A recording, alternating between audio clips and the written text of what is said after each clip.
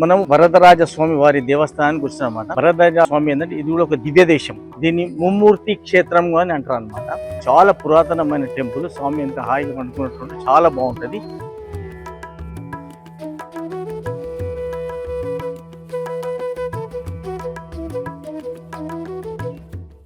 స్వాములు అయితే రామానుజాచార్యుల వారు ఇక్కడనే నివసించారని చెప్తారనమాట. ఈ క్షేత్రంలోనే ఉన్నారు వాళ్ళు.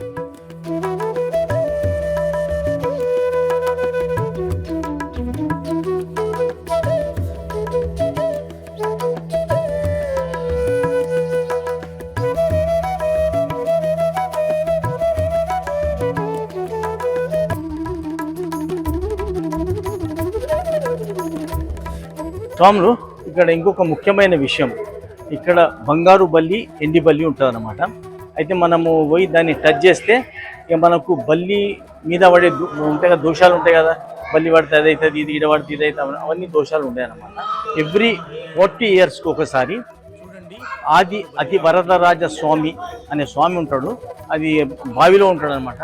ఆయనను తీసుకొచ్చి మీద పెట్టి కొన్ని రోజులు పెట్టి దర్శనం ఇస్తారనమాట. ఇచ్చిన తర్వాత మళ్ళీ లోపల తీసుకుపోయి కట్టెతోటి ఉంటుంది అనమాట. అయినా కానీ వందల వేల సంవత్సరాల నుంచి కట్టె చెడిపోతే అట్లే ఉంది. అయితే ఇది 40 yearsకి ఒకసారి తీసి పెడతారనమాట.